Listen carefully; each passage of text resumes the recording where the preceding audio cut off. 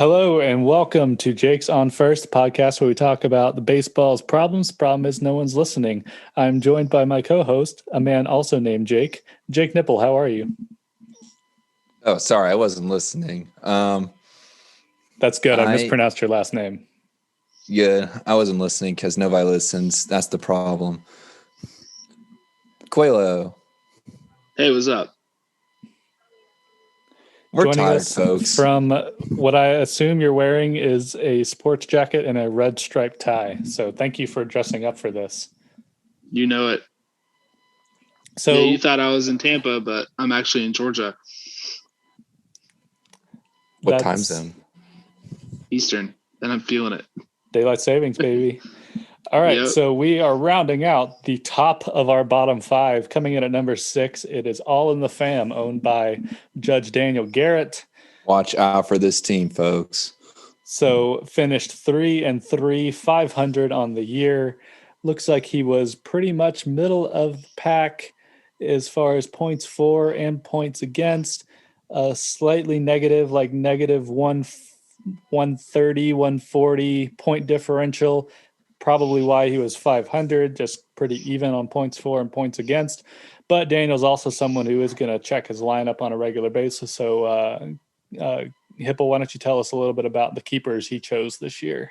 It is a very young and very high ceiling team, maybe. Who knows?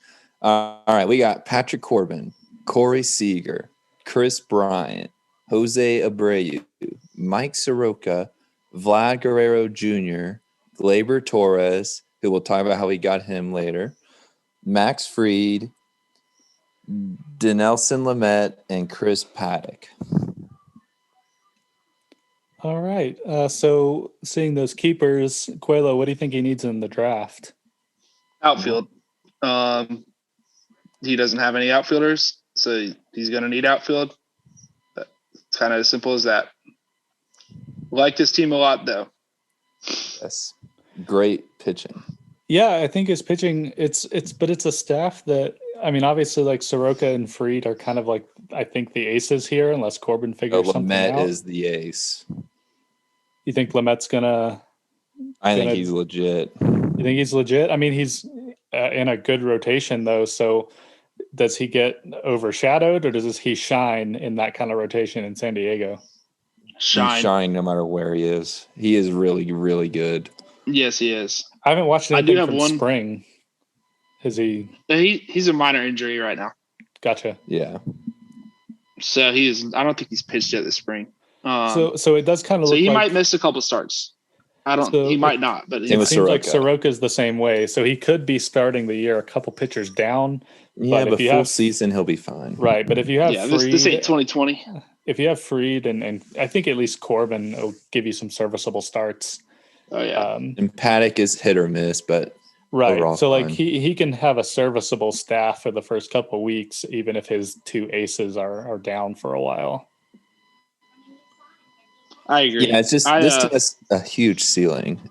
I think the big thing for this team is regression. Jose Abreu. I'm just going to run through the roster real quick. Jose Abreu. I mean, he was in like an MVP basically. Didn't he actually? Was he the MVP last year? Yes, he was MVP. Yeah, MVP. I mean, he's going to regress towards a little bit more normal levels. But still, his normal levels are good. His normal levels are good. Gleyber Torres is going to regress to his normal levels, which is a good thing. He didn't have a good year, though. Regress means moving towards the mean. Doesn't mean getting worse. Yeah, so he's going to get better, which is his average. Right. So Gleyber Torres is probably going to regress. Corey Seager, I think, at least in terms of power, will regress next year.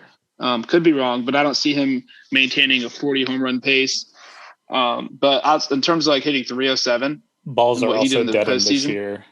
Yeah, they say that. Yeah, they're going from Titleist to Bridgestone. So, but I mean, Chris Bryant is the one guy. I mean, I'm actually worried about Chris Bryant, but to say he's going to regress back to normal, at least to an extent this year, isn't that bold of a statement because he was so bad last year. I think if the Cubs are bad enough and Chris Bryant gets traded, he thrives wherever he goes. Yeah, I agree. I'll skip Guerrero for regression. If Chris Paddock regresses, that's a good thing. He was really, really iffy last year, but he had some still good starts. And like we know what he's capable of. Lamet probably will a little bit, only because he was so freaking good last year. But we already talked about like big believer in him. Corbin's going to regress, and that's a good thing for him because he was bad last year. Corbin's also getting a little older too. He is, but I mean, he had a rough year. But the Nationals just had a rough year in general. His slider got hit more. Yeah, it did. I think Fauci's first pitch just messed him up last year. I don't think. And the hangover from the World Series, I think that just got in their heads. Honestly, I only they weren't healthy because that's the only Nationals game I watched last year. Soroka is going to be back. Max Fried's probably not going to be undefeated 2.2 ERA. He's going to be more like playoffs Max Fried. I still think Max Fried could put up like top 5 Cy Young numbers. I agree. And that's the next thing I was going to say. Of all the guys that I mentioned in terms of regression, like Jose Abreu might fall off more, but like I don't see Seager falling off a lot. I don't see Lamet falling off a lot. I don't see Fried falling off a lot. The upside is way higher with Chris Bryant, Gleyber Torres, Paddock, and then Guerrero. I think this is the year he breaks out. If he doesn't do it this year, longer fat. That's when I worry. But I'm not even worried about him yet. I am. So yeah, I'm pumped about this team. He just needs to focus up on drafting some outfielders right away. But even if he doesn't do it, he can trade for outfielders. Yeah. Chris Bryant might become an outfielder for all we know. He might play left field for somebody if he gets traded. Honestly, I think this team has, like we said, a huge upside, could really be very good late in the season, especially, a lot of his players are on teams that conceivably are going to be in contention. So that, kind of helps out your points when you have guys that are fighting for something like that. So I really see this having a lot of upside as long as Chris Bryant figures it out. I think that's the biggest question mark on this team is what is Chris Bryant going to do? And, we're not a Braves pod, but I can't tell you how excited I am that Soroka and Fried might be competing for a Cy Young this year, or at least at the prospect of that. That's going to be a lot of fun to watch. And obviously with Ian Anderson and Charlie Morton. I know they got 4 legit ones. And obviously, good for Daniel for having both of those guys. Obviously, I think he's been carrying Max Fried for a couple years to get to this point. And I would have criticized that. So I will say he was the way I viewed Daniel Lynch 2 years ago. Like, didn't have a problem with him. Thought he could really pan out, but I never would have said you should keep him. I never would have predicted last year. That's obviously a huge win in the keeper league when you have a guy like that you've kept for a couple of years and he comes up and just, is doing it. So huge upside on this team. There's also, but at the same time of the upside coin, there's also the downside coin, Mm-hmm. but I don't think the downside is even that far down as far as like the league goes. His downside is what it has been every year, and that's health. His team has never stayed healthy, and so his team has always suffered from it. But his team, once again, has a great high ceiling. It's just good to come down to the health.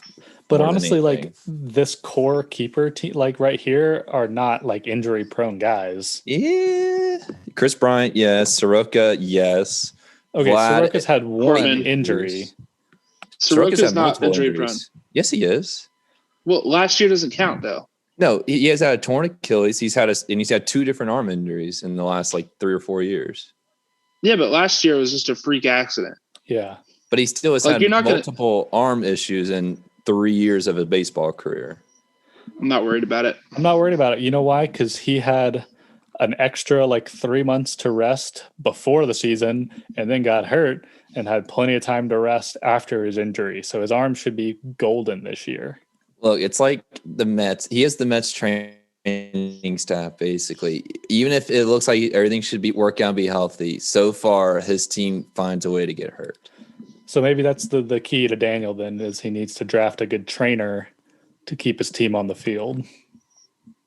Yes. Now let's talk about he did make a big trade. He used to have Bo Bichette. All right, and we would have looked at that like, oh my God, Bo Bichette. He traded Bo Bichette for Xander Bogaerts. Oh man, dang it! What was the trade? It was Bo Bichette for Bogaerts and a first and a third round draft pick. Ooh, that's Wait, big. where's Bogarts? Bogaerts was with Adam, who is won our league 2 of the first 3 years. He really wanted Bichette. So Yeah, but where's Bogarts now? I haven't finished that. He's on my team actually. So Daniel traded Bichette for Bogart. Or my bad. Yeah, Bichette for Bogarts and 2 top picks. And then because I was having an issue with too many keepers, and Gleyber Torres, honestly, if he wasn't playing the Orioles the last couple of years, wasn't very good. Yeah. And Corbin's slider was starting to be a little less effective. So I traded Corbin and Torres for Bogarts. I know it's maybe an over trade, but I didn't have the slot, so I was willing to give No, more. that's a good trade for you. Yeah.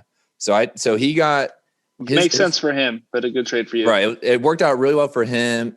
Adam, it worked out well because he really wanted Bichette. He didn't care what he gave up for him. It worked out well for me. But so Daniel ultimately traded Bo Bichette for Gleyber Torres, Patrick Corbin, a first and a third. And if I'm looking at this right, he also only kept 10 people. So he has a lot of really early draft picks. So he has an opportunity to really go after it in this draft. Correct. Yep. Well, good for him. I'm excited for our next round of team evaluations. There's a lot of drama on that one. Because there are some good looking ball clubs. I'm digging the head steals, the news story. That those guys are going to be good. And then we have an interesting situation of a team that kept 0 starting pitchers. That's going to be fun to talk about. So I'm pumped about it. All right. Well, that's a little preview for what is to come. So make sure you tune in next time to Jake's on First for some more fantasy team profile and projections. See you guys next time. Bye. Night.